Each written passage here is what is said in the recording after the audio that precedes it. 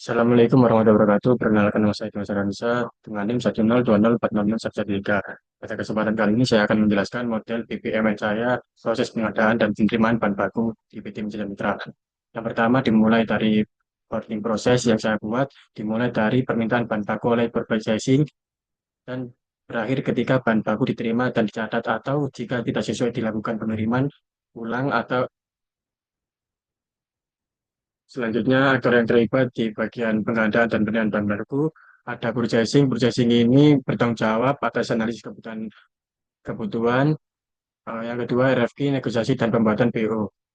Lalu ada supplier. Supplier ini memberikan penawaran, mengirim bahan baku, melengkapi dokumen.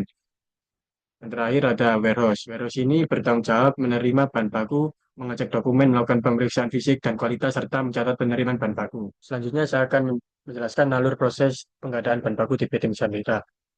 Proses pengadaan baku di PT Lisa Mitra yang pertama dimulai dari permintaan barang diterima, lalu processing juga melakukan analisis kebutuhan bahan baku berdasarkan kebutuhan internal produksi. Selanjutnya, processing juga mengirimkan RFQ ke beberapa supplier melalui message flow. Supplier kemudian mengirimkan quotation berisi harga dan spesifikasi bahan baku. Lalu processing menganalisis kelayakan penawaran supplier. Jika penawaran tidak layak, maka menghubungi supplier lain. Jika penawaran supplier layak, dilakukan negosiasi. Setelah itu, melakukan negosiasi, apakah negosiasi berhasil? Jika berhasil, pihak purchasing melakukan membuat purchase order dan mengirimkan purchase order. Supplier menerima purchase order lalu mengirim bahan baku beserta dokumen pengiriman ke PT Jasa Mitra. Setelah itu dilakukan pengecekan dokumen. Jika dokumen tidak lengkap, pihak warehouse meminta kelengkapan dokumen ke supplier. Jika dokumen sesuai, maka dilakukan pengecekan fisik dan kesegaran udang. Lalu dilakukan penimbangan. Setelah itu verifikasi kesesuaian standar. Jika barang tidak sesuai, maka pihak warehouse membuat laporan ketidaksesuaian, terus dikirim ke pihak purchase order. Purchase order menginformasikan ke pihak supplier. Setelah itu supplier mengirimkan ulang ke pihak warehouse lalu dan dicek dokumen. Setelah sedangkan kualitas sesuai, lalu dilakukan pengujian awal, simpan di cold storage, dan catat penerimaan bahan baku, dan proses pengadaan bahan baku selesai. Selanjutnya saya akan menjelaskan simulasi waktu proses pengadaan bahan baku. Mungkin untuk mempersingkat waktu, saya akan menjelaskan langsung aja secara singkat. Untuk analisis di bagian analisis kebutuhan RFQ jangka 1 hari, lalu penerimaan kuantitasi dan evaluasi 1 hari, negosiasi dan pembuatan PO juga 1 hari, pengiriman bahan baku oleh supplier 2 hari, itu normal hingga paling lambat biasanya 4 hari. Setelah bahan baku tiba, seluruh proses penerimaan langsung dieksekusi tanpa menunggu sekitar 1 hari. Total waktu proses normal berkisaran 5 sampai 7 hari dan maksimal 9 hari jika pengiriman mencapai batas maksimum. Selanjutnya, eh, saya akan menjelaskan evaluasi, efisiensi, dan rencana perbaikan. Berdasarkan simulasi tersebut, proses ini cukup sesuai dengan kondisi lapangan, terutama pada sisi penerimaan yang langsung dieksekusi saat barang datang. Namun, potensi efisiensi terdapat pada yang pertama, pengulangan proses RFQ dan negosiasi jika penawaran supplier tidak layak. Yang kedua, ketergantungan pada kelengkapan dokumen supplier yang dapat menyebabkan keterlambatan. Rencana perbaikan yang dapat dilakukan, yang pertama, menetapkan supplier prioritas yang sudah tervalidasi. Yang kedua, standarisasi dokumen pengiriman. Yang ketiga, digitalisasi dokumen agar proses pengecekan lebih cepat. Yang terakhir, dengan perbaikan tersebut diharapkan waktu proses dapat dipersingkat dan risiko keterlambatan dapat dikurangi.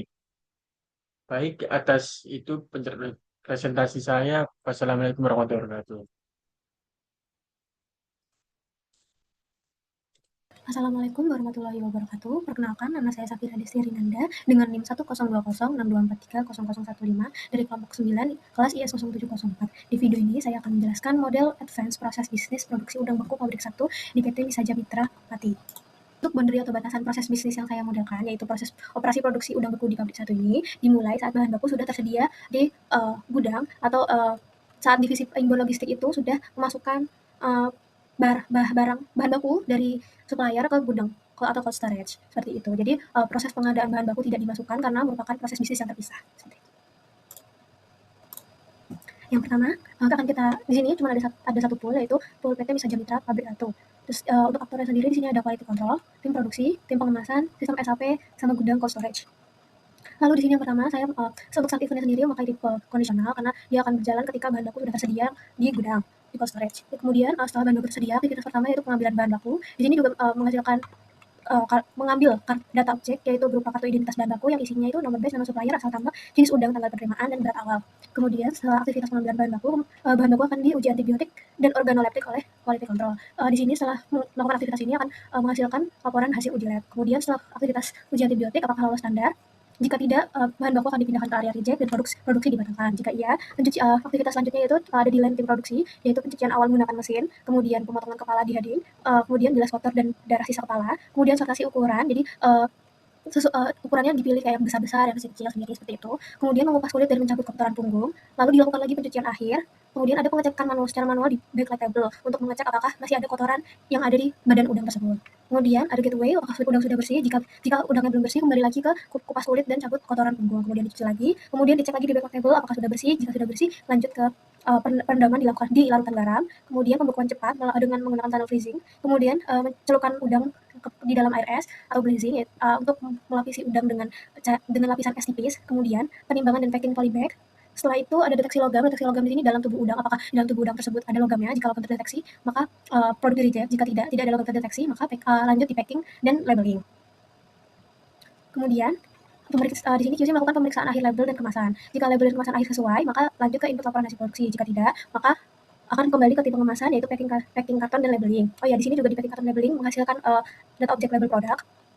Kemudian input laporan hasil produksi. Di sini menghasilkan laporan produksi. Kemudian setelah input laporan produksi, sistem SAP akan menyimpan laporan hasil produksi. Lalu setelah disimpan setelah menginput laporan hasil produksi di dalam sistem SAP, produk udang akan disimpan di dalam gudang atau cold storage. Setelah itu produk udang beku tersimpan.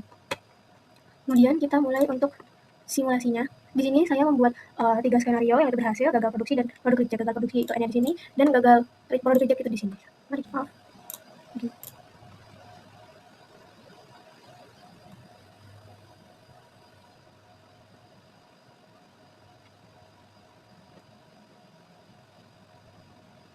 Oke, sudah. Sebelumnya saya jelaskan dulu di sini untuk pengambilan bahan baku. Di situ untuk durasinya sendiri 10 menit, uji antibiotik itu 15 menit, lalu tindakan ke area reject 30 menit. Kenapa lumayan lama? Karena area reject sama pintu keluar di dalam pabrik itu denahnya lumayan jauh. Jadi perjalanan dia untuk keluar dari pabrik 1 itu lumayan lama. Kemudian ini ada pencucian awal itu 2 menit durasinya, pemotongan kepala di heading itu 15 menit, bilas kotoran itu 2 menit, sortasi ukuran udang itu 10 menit, kupas kulit dan cabut kotoran punggung itu 20 menit, karena lumayan susah jadi dia juga agak lama. Kemudian pencuciannya 2 menit sama seperti sebelumnya. Ini menggunakan mesin. Kemudian pengecekan di backlight table itu 5 menit. Lalu rendam lautan garam soaking juga menggunakan mesin itu 15 menit, pembekuan cepat itu 10 menit, celupkan produk di air es itu 1 menit. Kemudian penimbangan dan packing polybag itu ada di 5 menit. Lalu deteksi logam itu ada 1 menit karena menggunakan mesin, jadi cepat. Kemudian packing karton dan labeling itu 5 menit. Lalu pemeriksaan akhir label dan kemasan itu 2 menit. Karena cuma diperiksa aja apakah kartonnya sobek atau gimana, atau labelnya nggak pas atau salah gitu. Terus kemudian input laporan itu 5 menit. Lalu menyimpan laporan 1 menit dan simpan produk itu 10 menit. Baik, di sini untuk waktu simulasinya sendiri kita mendapatkan 3 jam 20 menit untuk proses produksi udang beku pabrik 1 di PT Misaja Mitra Pati. Untuk waktu prosesnya, di sini angka yang saya gunakan sudah dikonfirmasi kembali melalui wawancara lanjutan dengan narasumber. Narasumber juga menyampaikan bahwa proses produksi udang harus berjalan cepat karena bahan baku tidak boleh terlalu lama menunggu. Biasanya sekitar 10 ton bahan baku datang pada pagi hari, maka pada sebelum jam 12 siang sekitar 50% produksi sudah harus selesai. Oleh karena itu, waktu pada setiap aktivitas dalam simulasi ini disesuaikan dengan ritme dan target produksi harian di lapangan. Perbedaan durasi bisa saja terjadi tergantung kondisi bahan baku dan jumlah tenaga kerja. Namun, alur dan total waktu proses yang dimodelkan sudah mencerminkan kondisi operasional di lapangan. Oke, selanjutnya untuk Untuk yang di mana letak ketidakefisiensi prosesnya, itu yang pertama itu ada di proses manual yang memakan waktu lama. Sedangkan untuk udang tersebut, udang ini tuh harus cepat diproduksi. Di sini pemotongan kepala ini lumayan lumayan lama kata Masnya karena masih pakai manual, masih pakai tangan. Jadi lumayan lama ini perlu diefisiensikan, mungkin menggunakan mesin atau apa di masa depan seperti itu. Kemudian proses perpindahan area ke area reject ini lumayan lama 30 menit karena denahnya itu lumayan jauh di ujung sama pintu keluar itu jauh. Jadi mungkin ada perbaikan mungkin denah area reject itu dipindahkan di dekat di tengah-tengah atau mungkin di dekat area pintu keluar. Seperti itu. Baik, sekian dari presentasi saya. Bila ada kata-kata yang tidak mengenakan, mohon maaf. Wassalamualaikum warahmatullahi wabarakatuh. Warahmatullahi wabarakatuh. Perkenalkan, nama saya Farel Audrey Purnama Jabarasya dengan NIM 102062400127. Izin kepada Ibu Raul untuk mempresentasikan profil saya. Nah, jadi untuk dari proses bisnis, saya adalah sebuah outbound logistik yang dimulai dari customer mengirim purchase order atau PO hingga dokumen akhir dan pengiriman dinyatakan selesai. Nah, jadi proses ini tidak mencakup aktivitas produksi karena produk diasumsikan sudah tersedia di sebuah cold storage dan siap untuk dikirim ke buyer luar negeri. Nah, kemudian saya akan menjelaskan aktor yang terlibat dalam proses ini. Yang pertama adalah admin, yaitu bertanggung jawab menerima sebuah PO, review pesanan, dan menyiapkan dokumen ekspor. Kemudian ada finance, mengelola invoice dan validasi pembayaran. Kemudian ada gudang atau cold storage, yaitu mengecek stok, melakukan picking barang, dan metode FIFO. Kemudian ada logistik dan shipping, yaitu mengatur booking kontainer, staffing, sealing, dan serah terima barang. Nah, untuk aktor eksternalnya ada customer, yaitu mengirim PO dan menerima dokumen. Kemudian ada freight forwarder, yaitu menyediakan kontainer, mengatur pengapalan, dan menerbitkan bill of lading. Kemudian ada bea cukai untuk memproses PEB dan menertibkan NPS sebagai izin ekspor. Kemudian saya akan menjelaskan sebuah alur proses bisnis. Yang pertama dimulai ketika sebuah customer mengirim sebuah purchase order ke PT saja. Nah, kemudian admin melakukan review PO dan jadwal pengiriman, lalu gudang mengecek ketersediaan stok di. Nah, jika stok cukup, gudang akan melakukan picking barang menggunakan metode FIFO. Nah, kemudian barang dipindahkan ke area loading, bagian logistik melakukan booking sebuah kontainer ke foreign forward.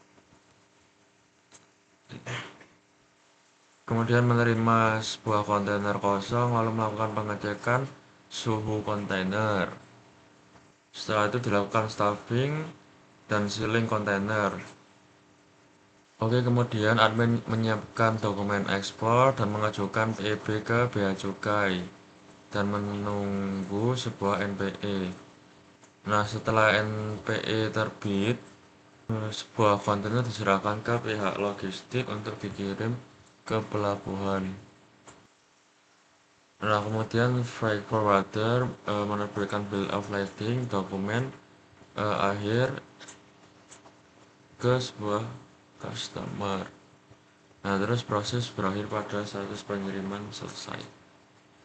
Untuk objek yang terlibat atau data objek ada purchase order atau PO, kemudian shipping instruction, kemudian ada booking confirmation atau empty container, terus data PEB, kemudian NPE, nota pelayanan ekspor, surat jalan atau container handover, kemudian ada bill of lading, kemudian ada final invoice, packing list, dan BL, kemudian selesai. Jadi dokumen-dokumen ini dipakai untuk menunjukkan sebuah alur data dan administrasi di BPMN. Nah, kemudian saya akan menjelaskan hasil simulasi. Di sini ada berhasil 33%, proses berjalan sampai pengiriman selesai, kemudian bisa pembayaran gagal 33%, jadi proses berhenti di bagian finance, kemudian stok gagal yaitu 34%, jadi proses berhenti di cek stok. Jadi apakah sesuai dengan kondisi lapangan? Menurut saya hasil simulasi ini cukup sesuai dengan kondisi di lapangan karena yang pertama produk ekspor memang banyak nunggu di pihak eksternal, kemudian jadwal kapal dan bea cukai sangat berpengaruh ke waktu proses. Dan tidak semua proses bisa dikontrol di internal perusahaan. Kemudian untuk letak keefisiensian proses yaitu cek stok baru dilakukan setelah PO masuk. Jadi kalau stok nggak cukup, proses langsung berhenti. Untuk rencana perbaikan yaitu lakukan monitoring stok secara rutin supaya bisa prediksi sebelum PO masuk. Oke, sekian dari saya. Kurang lebihnya mohon maaf. Wassalamualaikum warahmatullahi wabarakatuh. Terima kasih Bu Raul atas waktu yang diberikan. Terima kasih.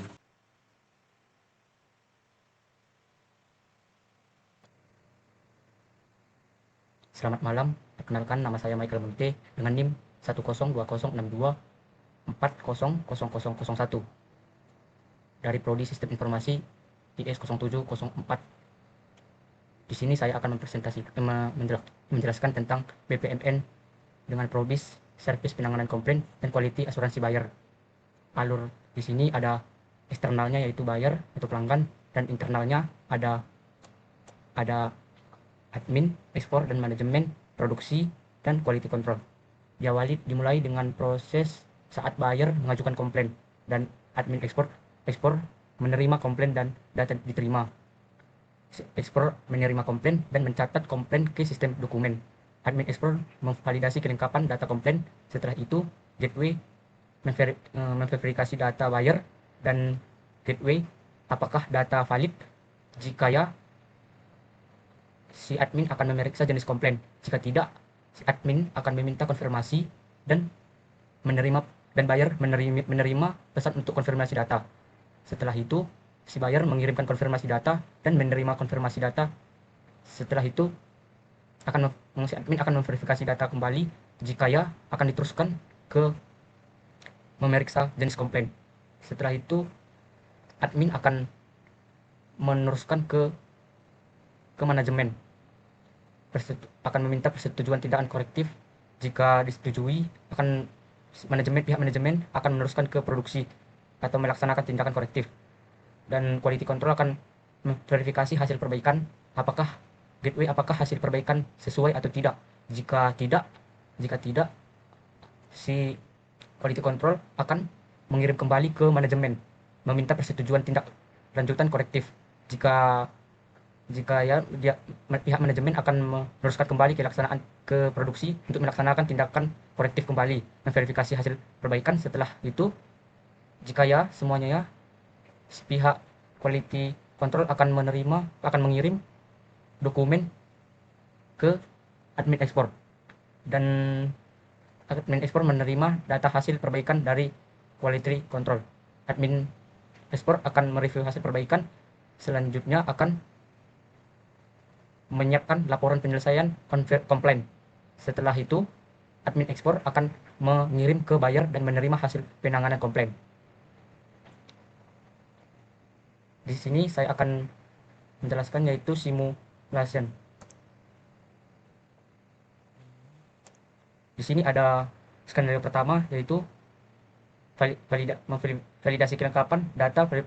Skenario pertama yaitu meminta konfirmasi dan menerima konfirmasi. Setelah itu, jika ya, memeriksa jenis komplain dan si manajemen akan menyetujui tindakan korektif. Lalu mengirim ke produksi dan melaksanakan tindakan korektif dan verifikasi hasil perbaikan. Dan setelah itu, apakah verifikasi perbaikan sesuai?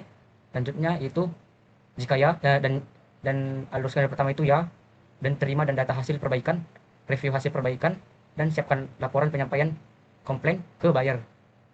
Skenario kedua yaitu memvalidasi data, gateway memverifikasi data buyer, apakah data valid. Ya, akan memeriksa jenis komplain, persetujuan tindak korektif, laksanakan tindakan korektif, verifikasi hasil perbaikan, apakah hasil perbaikan sesuai. Tidak, akan berulang-ulang sampai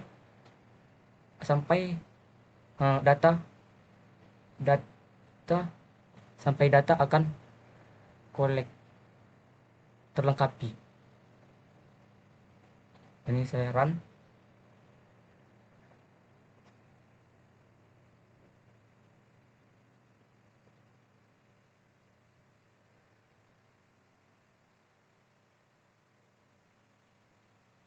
Saya harap kembali.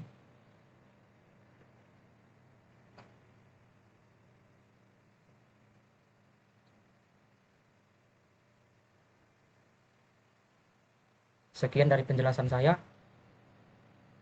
Selamat pagi.